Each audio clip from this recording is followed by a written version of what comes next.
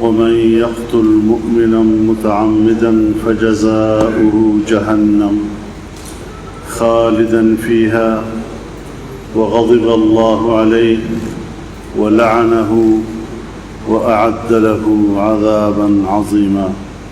صدق الله العظيم. اسٹیج باندې ناست درنو مشرانو، په دې حال کې موجود قومي مشرانو، د شهداو، وارثین او لواحقینو، د زخمیانو، خپلوانو، ما نه مخکې چې څومره ملګرو خبرې وکړې، دغه د ما جذبات دي او دوی د ما جذباتو صحیح ترجمانی وکړه. دې کې هیڅ شک نشته چې د باجوړ دغه واقعې زمونږ د شونډو نه مسکا واخیسته، زمونږ ویال مخونه غمجن کړل، زمونږ د زړونو خوشحالي په غمو کې ډوبه کړله. خو زه د قاتلانو ته وایم چې تاسو زمونږ د ملګرو د یو وړوکي ملګري هم همت او حوصله ماته نه کړه، هغه مو نوره هم زیاته کړله.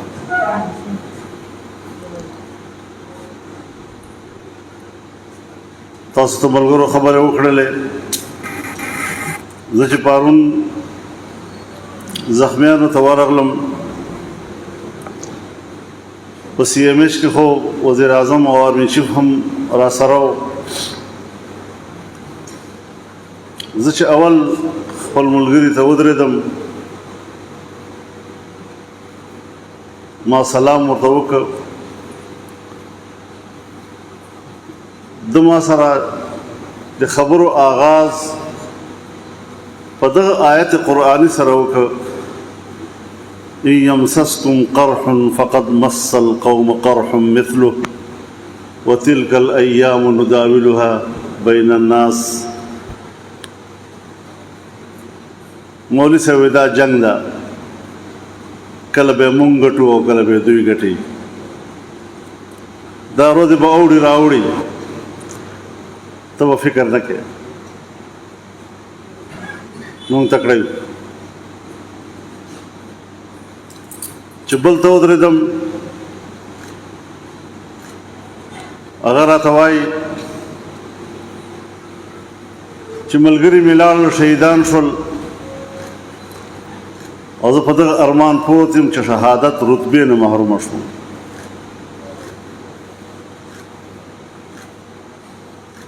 هر یو ته چې زه ودرېدلی یم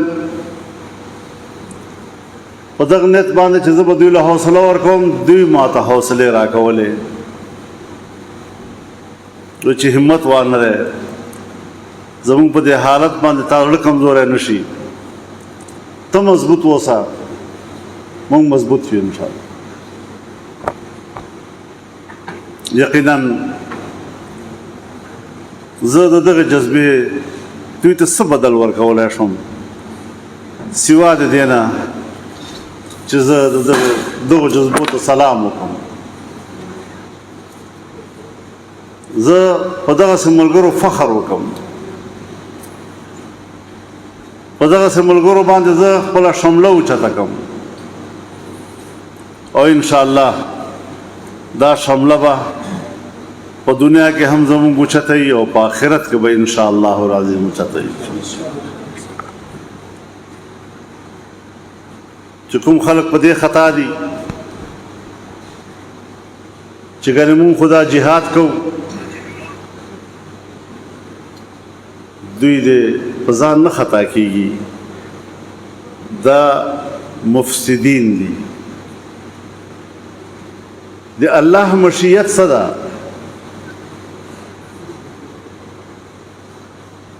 كلما أوقدوا نارا للحرب أطفأها الله ويسعون في الأرض فسادا والله لا يحب المفسدين.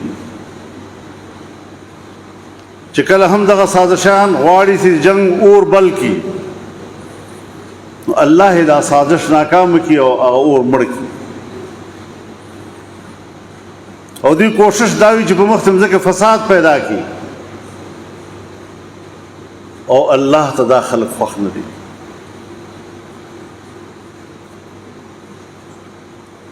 دا رهنمایي د الله له طرف نه ده چې جمعیت علماء اسلام د اول ورځې نه د اور د مړولو کار کوي او دا خلق دي چې هغه د جنگ اور د بلولو کار کوي. دا د چا نمایندگان دي او موږ د چا نمایندگان دي. دا د یهودو او د منافقینو ترجمانی کوي او موږ د الله رب العزت د مشیت نمائندگی کو. الحمدللہ علی ذلک.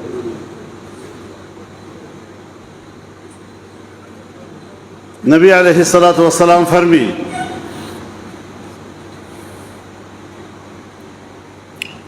لزوال الدنيا أهون على الله من دم مؤمن.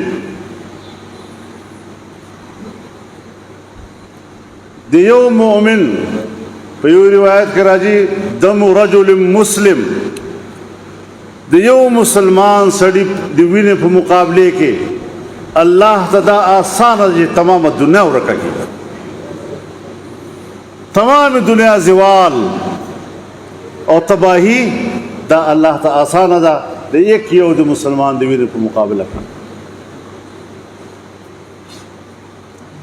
نبی علیہ الصلوۃ والسلام فرمی چې د آسمانونو خلق او د خدای د ځمکې خلق اهل سماواته و اهل ارضه اشتركوا على قتل مسلم. کدی ټول جمع شي په دې خبره چې د یک یو مؤمن وینه توي کی نو د یو مؤمن د وینې په تویولو کې به دا تمام د آسمانونو ازمکه مخلوق الله جهنم ته واچي ادخلهم في النار.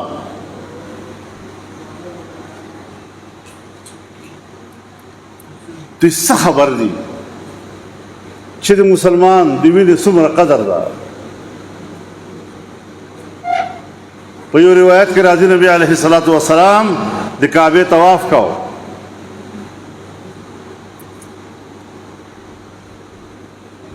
او کعبه ته فرمی ما اطيبك واطيب ريحك ما اعظمك واعظم حرمتك.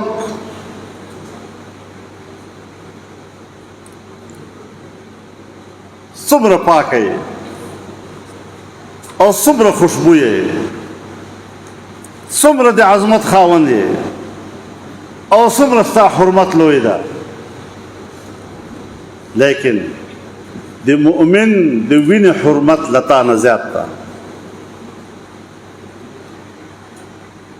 د جاهلانو چاته د پیغمبر دغه تعلیمات هم اورېدلي دي که نه؟ د صفاکانو د نبی علیه الصلاۃ والسلام دغه فرمانونه هم مخته ساتلي دي او که نه؟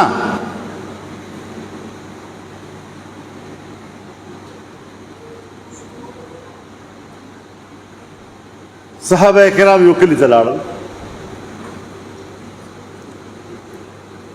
اکلی خلق کافرانو هغوی سره جنگ په اراده تللی وو. یو پکې مؤمن و هغه د خپلو خلکو نه لږ ځان ته شه چې صحابه پرې ورغلل هغه وویل اشهد ان لا اله الا الله و اشهد ان محمد رسول الله. دوی ویل چې دا جوړه موږ ته دوکه راکوي نو هغه هم صحیح دی. نبی علیه الصلاۃ والسلام ته پته ولګېده چې دا خو یو مسلمان پکې شهید شوی دی. الله وحی راولېږله یا ایها الذین آمنوا ان جاءکم فاسق بنبأ فتبینوا ان تصيبوا قوما بجهالة فتصبحوا نادمين. مومنانو که تاسو څه غلطه خبر راورسېده وي تحقیق خو کوئ که نه، داسې نه چې په ناپوهۍ کې مو غلط کار کړی او بیا سبا پرې شرمنده یې. د یو مسلمان د غلطۍ مرګ او الله رب العزت په دې باندې وحی رالیږي چې لږ پته خو کوئ که نه. ولا تقولوا لمن القى اليكم السلام لست مؤمنا. دغه ځبان سلام اچولی و چې سلام یې در باندې واچاو بیا ورته څنګه وایي ته مسلمان نه یې.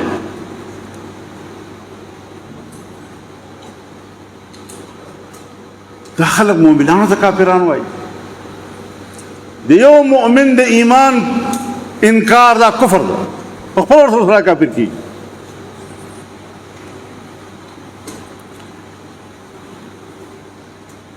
زه چې پرون ورغلم خپلو ملګرو ته، دوی راته وایي چې مولوي صاحب دا مونږ چې کومه لار ده دا زمونږ اکابرو لار ده، دا حقه لار ده، مونږ سره چې څه شوي دي په حقې لارې کې شوي دي، مونږ په بلکل پېښمانه نه یو چې ته خفه نه شې. خپل اکابر ورته معلوم دي، د خپلو اکابرو امانت ورته معلوم ده. پارون د حضرت مولانا ارشد مدنی صاحب دامت برکاتهم العالیه د جمعیت علماء هند مشر له دلی نه ماته ټلیفون وکړو، غم راځي ښکاروله، ټول دنیا نه ټلیفونان را روان دي، غم راځي ښکارئ، سفارتخانې د ملکونو حکمرانان. نو ما ورته وویل حضرت زه دلته خپلو ملګرو ته یوه خبره کوم، تاسو راته ووایئ چې زه ټیک وایم که غلطه وایم. او مشران دي، استادانو په ځای دي، علما دي. د حضرت مولانا حسین احمد مدني صاحب رحمه الله زوی ده، مشر په دې وخت کې یو پاته ده، دو پاته دي، دی مشر ده. ما زه خو دې ملګرو ته وایم چې جمعیت علما سره د خپلو اکابرو دو امانتونه دي. یو امانت نظریه او عقیده ده، او بل امانت د دغه عقیدې او نظریې لپاره د کار کولو رویه ده، منهج ده، طرز عمل به زمونږ څه وي، دغه مقصد لپاره به مونږ کار په کومې طریقې کوو. نو ما نه به نظریه بدلو، نه به عقیده بدلو، نه به رویه بدلو، نه به منهج بدلو. چې ما دا زما خبره ملګرو ته دا صحیح ده که غلطه ده، بالکل صحیح خبره کوي او په دې ټینګ اوسېږي. نو د جمعیت علما د طرز عمل ته د خپلو اکابرو تایید حاصل ده الحمدلله.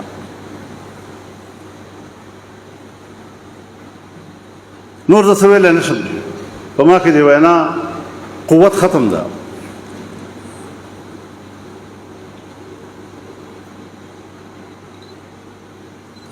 ټوله زندگی په دغه جدوجهد کې تېره شوه. الله دې قبوله کړي. الله بې نیازه باچا ده. که راته وي چې نه ده قبوله څه به ورسره کوې، خاص به ورته کوو، ظاهري به ورته کوو چې خدای پاک مونږ قبول کړي. ګناهونه، تقصیرات، خطاګانې مو الله معاف کړي. انسانان یو، نه په خپلو نیتو قدرت لرو، نه په خپل عمل قدرت لرو. الله یې ویني، خو الله پاک زمونږ زاري قبوله کړي، اولاد یې مونږ ته معاف کړي، مونږ نه د حساب نه اخلي. دا د جدوجهد یوه لاره ده. نن جمعیت علماء اسلام د پاکستان په طاقتورو جماعتونو کې، په لویو جماعتونو کې شمارلی کېږي. دغه مقام ته چې جمعیت علما رسېدلی ده، په دغه حکمت عملي رسېدلی ده. زه ملګرو ته وایم چې په کائنات کې چې کوم شي ته رښتیا ویلی کېږي، رښتیا قرآن کریم نه لوی د هغې بل مصداق نشته. قرآن کریم نه لوی رښتیا بل نشته په کائنات کې.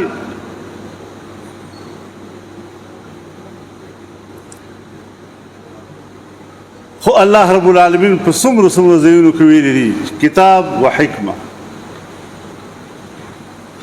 لقد اخذ الله ميثاق النبيين لما آتيتكم من كتاب وحكمة ويعلمهم الكتاب والحكمة.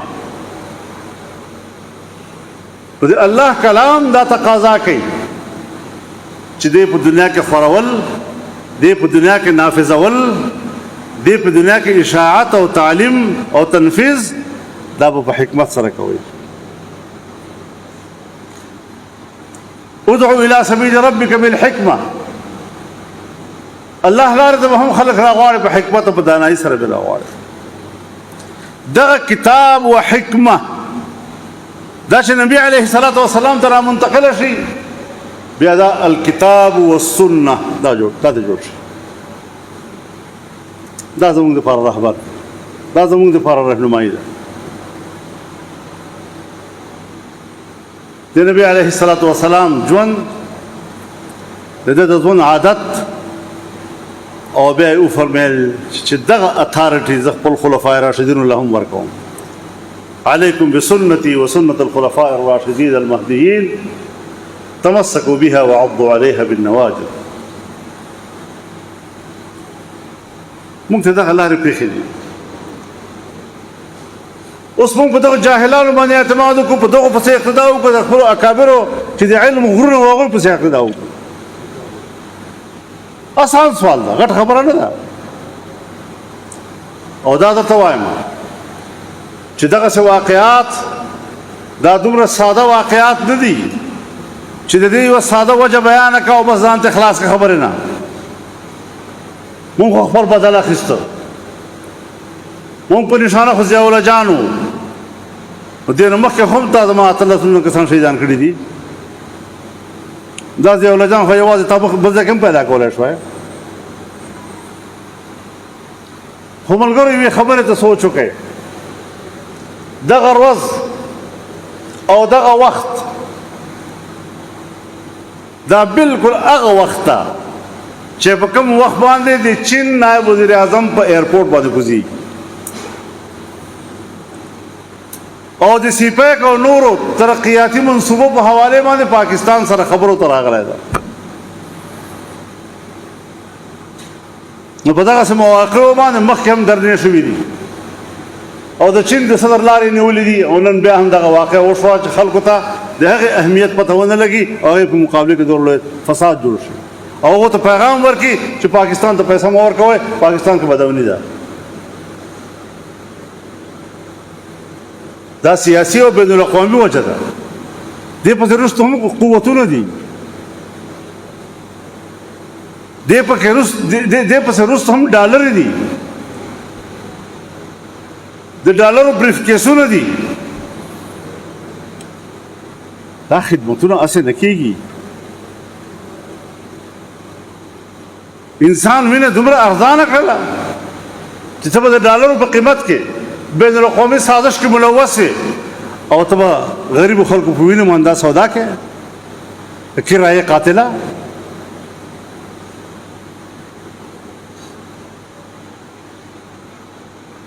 ورونو تاسو په ما یو حق ده، پښتو رواج ده. زه به هر کور ته په خپله حاضرېدم، دا ستاسو حق و. لیکن تاسو هم پوه یې،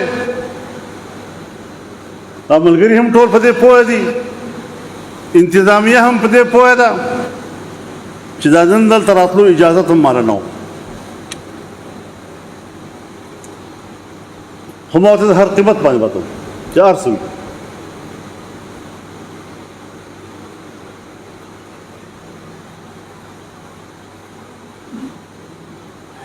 یقینا دلته راتللو کې ګورنر صاحب تاسو په هغې باندې ښه پوهېږئ، خو د حکومت د ریاست د انتظامیې هم څه ذمهواریان دي.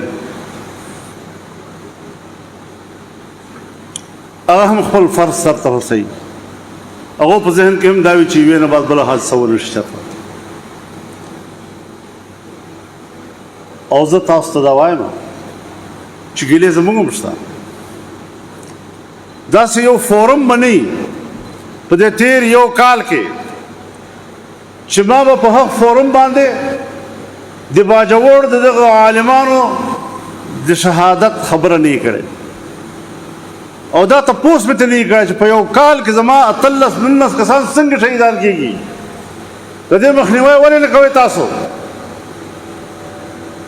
نو څه کمزوریانې زموږ په ادارو کې هم شته، زموږ په نظام کې هم شته. ځکه په حکومت کې یم او که نه یم خبر ورته صفا کوم، قولوا قولا سدیدا، نه خبر ورته کوئ. داسې یو فورم به نه راغلی چې ما به دا خبره نه کړې او نن د هغې دغه نتیجه راووتله چې ټوله دنیا پې جاړي.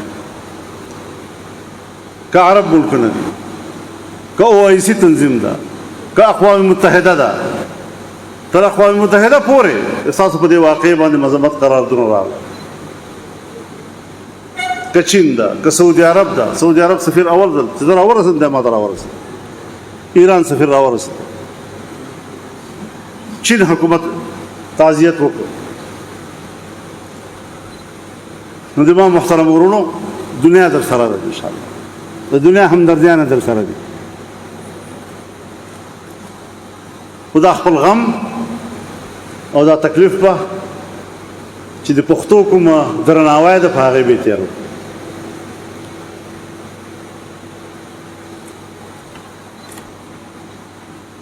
او د خپل تحفظ لارې به خامخا لټوو. د تحمل او د برداشت او د صبر لمن به پرېږدو نه،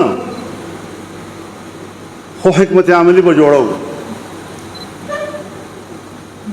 چې دا وشول ولې او چې بیا ونه شي. نو ما سبا د جمعې په ورځ باندې جمعې لمونځ نه پس د پښتنو یوه قبایلي قومي جرګه راوغوښتله چې د سیمې پښتانه اول ځل په دې خبرې کښېني او سیمې پښتانه په دې خبرې باندې غور وکړي چې زما دا سیمه به تر کم وخته په اور کې سوځي او په اور لمبو کې به وي.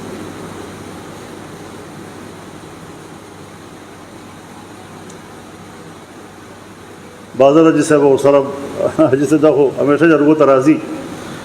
انشاءالله دې ځل به موږ غواړو چې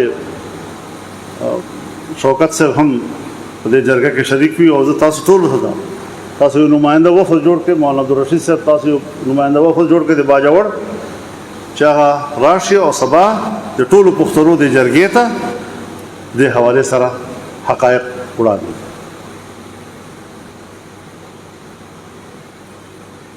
نور خو ظاهره خبره ده چې د انسان خو بدل نشته، چې د مؤمن سړي د وینې په بدل کې الله پاک نبی صاحب فرمایي چې کعبې نه هم زیات لوی عظمت ده. زما او ستا روپۍ به څه بدل شي؟ ځکه 10 ارب روپۍ هم درته اعلان کوي یو کس په بدل کې څه بدل به شي؟ دا به څه هغه پې واپس راځي؟ د هغه واړه واړه بچي خپل پلار ویني، د هغو کور کډه خپل شهید بیا لیدی شي؟ دا بدل نه ده. صرف یو تسلی دپاره لکه مونږ تعزیت کوو دعا وغواړو دې سره خو مړی نه شو دندا کولی، یو تسلي ورکوو. نو حکومت لږ دی نه اوچت ځي، هغه به مونږ ټول حساب مولانا عبدالرشید صاحب ته حواله کړو انشاءالله. د شهداو دپاره 20 لکه حکومت او 15 لکه د جمعیت، زخمیانو دپاره 9 لکه د حکومت او 3 لکه د جمعیت د طرف، او بیا نور تاسو بیا خپل حساب باندې خپله پوهیږئ څومره کسان دي، څومره زخمیان دي، څومره شهیدان دي. نو دا هېڅ کله بدل نه ده، هېڅ کله هم بدل نشي جوړېدی. ما تاسو ته ووایي چې کعبه یې بدل کړې نه ده، نو زما او تا روپۍ به صرف بدل کړي. نو الله رب العزت دې د دوی شهادتونه قبول کړي او د دوی په برکت الله تعالی مونږ ټولو ته جنت نصیب. د دې شفاعت دی الله زموږ ټول په حق کې قبول وکړي. نو ان شاء الله العزیز